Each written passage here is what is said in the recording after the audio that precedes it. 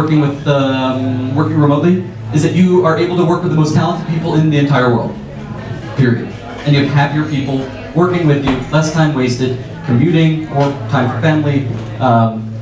But I don't think everyone can be a remote worker. I think it takes a strong drive to create great work, great communication skills. I'm going to say that.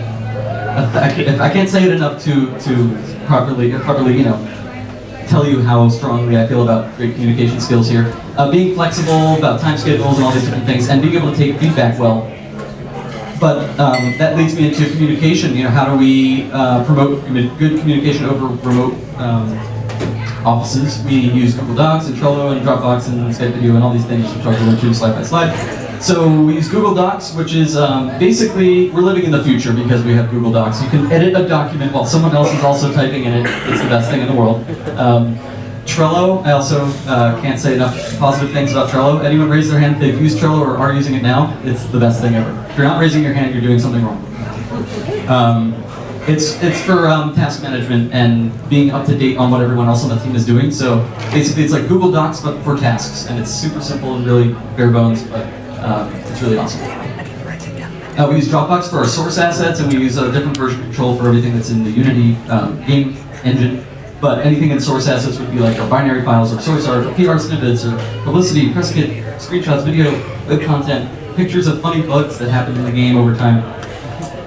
We use Skype video, which is slow and buggy and horrible, but everyone uses it.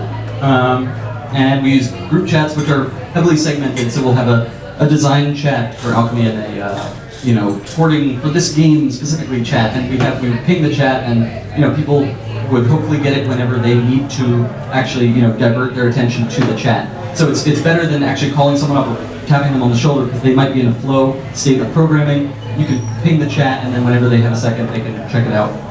Passive communication. We also have our version control set up to send emails, so that anytime you commit something, you get an email to that team who's working on that project about whatever was committed.